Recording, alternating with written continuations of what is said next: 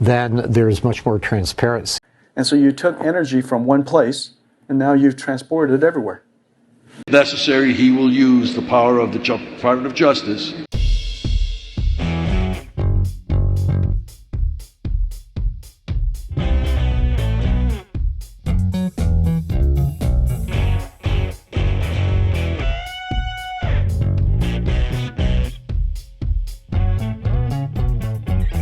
From the Satoshi's Hive studio in Lethbridge, Alberta, welcome back to Bimblebit. I'm Damien. I'm Andy. And we're two guys shooting the shit about Bitcoin. We're going to lock ourselves in at our time chain calendar height, 927,196. So off the top of the show, we saw some really cool video clips. We'll get to those later. But U.S. Secretary Exchange Commission, he's talking blockchain. For all assets. That's coming up too. Nvidia CEO talking about how, is it currency is currency or is energy currency? Yep. And if Trump has to, he will involve the Department of Justice if necessary. We'll get to those and more. Big event coming up in Calgary. Big event, like 3 days from now, this Friday, on the 12th of Friday, the 12th of December. It's the YYC Sat Market. These things are great. A couple of them go on a year. You can go out there, see all the vendors, use your sats, buy things. It's a really great community event. More in detail information coming up soon. Yeah, it's a fun event. So we have some main stories coming up in our next break. We're going to hear about the UK. They have really stepped up with some cool news. The Bank of Canada is making headlines. Right. And still the state of Indiana proposing its new bill. And the Philippines continue to buy. Yeah, and Argentina out front. We'll hear about those and more coming up. One of those fancy knife-wielding, chopping, dicing, and slicing Japanese chefs, and I'm about to chop up the Bitcoin into sats just the way you like them. Sushi Nakamoto, your sats are ready, sir. Okay, so the UK is in the news. We are slowly seeing countries, states, different entities starting to do reserves with Bitcoin. That's right. And the UK, I love how they've coined this, is they've officially recognized Bitcoin as property. Yes. Yeah. So true asset. Absolutely. And in time and in places getting ahead of that even a little bit, you're able to use that as collateral for things like cars and mortgages and things like that. So recognized as property. And the National Bank of Canada revealing that they have purchased $273 million worth of Bitcoin themselves. And you know what's really cool is they actually did it through strategy. They talked with Michael Saylor. Yes, right. Yeah, that's right. It's great because we seem to be kind of falling behind. A little bit. We had Vancouver offering people to pay for their property taxes with Bitcoin. But nothing really. And now we're hearing that there is a strategic fund in place. So thanks for coming on board, Canada. Welcome aboard. You're not too late. They did jump into the ETFs quicker than the States did. For sure. 3 of them, right? Yes. Yeah. The government let them go, but they really didn't do anything themselves. Right. Now they are. So welcome aboard. Yeah. That's cool. Indiana lawmakers proposing a bill called HB 1042, which will allow state retirement funds. So teacher, government officials, they're saying that you can actually invest in Bitcoin through your retirement funds. Exactly. So they're that's allowing one a certain option. percentage of it to go through. Through, which is fantastic. Yes. I mean, it's an innovative thing. Why should they have the jurisdiction to hold them back from innovative things that come along? Yeah. And there are companies that will actually pay you in Bitcoin as well if you want, or a portion of your salary or whatever. Absolutely. I think that's great because you want to start building. You do. You may as well open up all the avenues to do that. Absolutely. So the Philippines, they are in the game now. They are. I mean, they're buying. They're exposing their population to the positives of Bitcoin and what can be done with it, both by payment rails and stacking and. So, I mean, the Philippines, they're a progressive society, though. They get that stuff. Yeah. And speaking of progressive, it sounds like Argentina is way out in front in the lead when it comes to crypto in those countries. Yeah. Well, you think about it now, you got Argentina, and then you got El Salvador. I mean, these There's so countries that could use the help anyway, and they're starting to think, hold on a minute here. This is a whole new way of looking at life, and they're looking at it differently, and it's paying off for them. Yeah, for sure. You've heard of a Kasakas or Kasakias coin? Yeah, I know the word. I wasn't sure how to pronounce it, but yeah. Well, something really cool happened with two of them, and we'll talk about that coming right up. Bitcoin.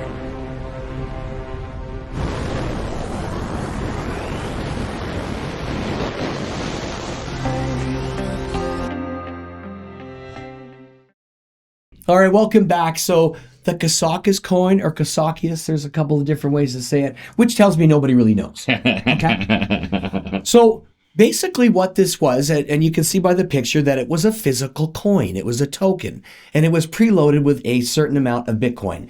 In this case, so it's at $1,000 worth of Bitcoin. Mm-hmm. Is that how I read that right? $1,000 worth of Bitcoin, or was it 1,000 Bitcoin? No, I think it was $1,000. Does anybody know? Yeah, does anybody know? No. Anybody know? Anyway, Someone knows. They describe it as $1,000 BTC. Got you. Okay. So these coins were in the early days of Bitcoin, Right. and two of them have come alive. One from 13.2 years ago and one from 14 years ago. They came to life, and this company caught it and released it and said, this is what happens. So basically they're physical tokens created in the early years, each loaded with a pre-amount of Bitcoin.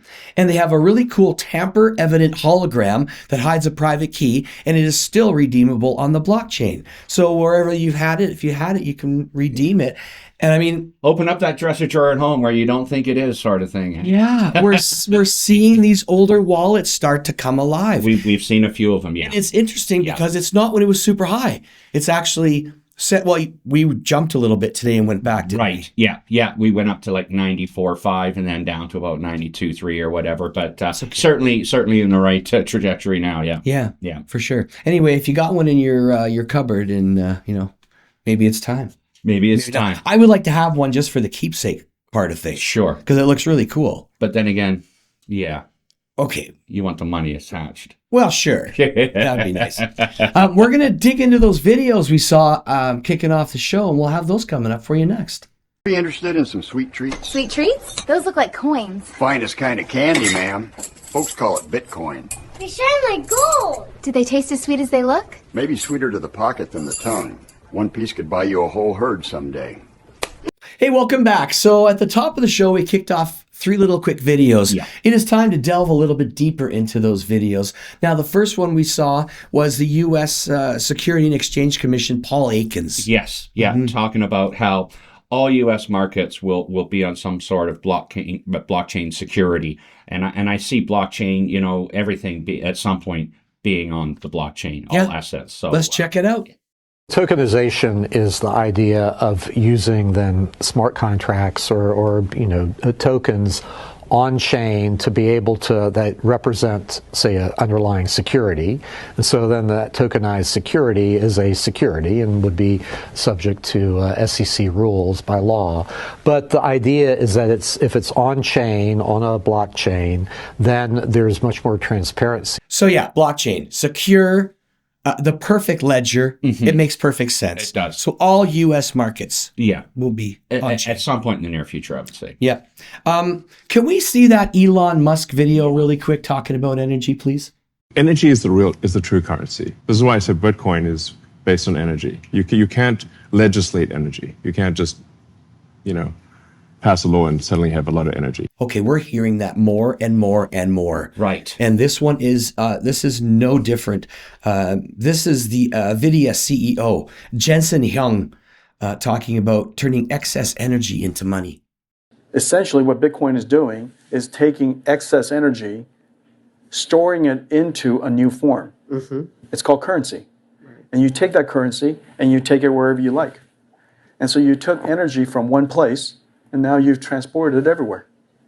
So that word energy and crypto and money all tied into one. Because I like how he said, you take the energy Yep. And you take it from one place to another. Correct. Which brings me back to thinking about try to move gold or cash Yeah. through, stuff like that. Yeah. It's amazing. Yeah. And if you think about it, especially the way AI has now entered the picture and all these mega, data centers, and they need all this energy and stuff like that. Remember at the beginning, or at one point a few years ago, one of the big things was, Energy. Bitcoin takes up too much energy. Well, mostly now it's using excess energy, but it pales in comparison to AI. That is no longer a story in Bitcoin's, question sort of thing. Yeah. This whole power thing. Yeah. Absolutely. And Trump's former campaign manager had some interesting things to say. Let's check that out. If necessary, he will use the power of the Department of Justice against the banks if they try and discriminate against private custody or wallets that are part of the cryptocurrency environment. So basically, if the banks, and we talked about this before, and you said chances are we're not going to have to deal with that because most of the banks are on board. Right. But if there's any discrimination, they will get the Department of Justice involved and they will get them straightened out right away. But with the amount of conversations Michael Saylor has been having with all the banks that have contacted him personally and have meetings with him, what's the best way we can deal with this? Because they know this legislation is finalizing in the next month or two, and so now is the time to act and get set up. We are in for a very bullish 2026. Yeah, it's exciting. I can't wait. Speaking of Michael Saylor, just dumped another $963 million into the pot for 10,624 Bitcoin. That's a major buy. That is huge. It's a major buy, one of his bigger buys so far. That's almost $100 million. I mean, come on, right? For one buy. They own over 660,000 of them now. Right. That's pretty cool. And Metaplanet bought 50 million. I mean, good for you. I'm not joking or teasing, but yay, good for them too, right? I mean, again, I don't have that. Well, that's just it. Did you hear Jack Mallers too with 21? They go live. Oh yeah, on the New York Stock Exchange today. Good for him. Yeah, what a smart young man. Oh boy, have you heard him talk? I have. Jack Mallers. If you have, and he carries an audience too. He does. If you haven't, this guy is a smart whippersnapper. He's definitely worth a watch. Yeah, for sure. Yeah. Hey, if you have anything going on in your crypto world for Bitcoin, or a meet or a get together, all of that fun stuff, we'd love to be able to talk about it. Bimblebit.com. Reach out to us. We'll spread the word. If you're living all over the world, maybe there's something happening near you. Here's our entertainment guide.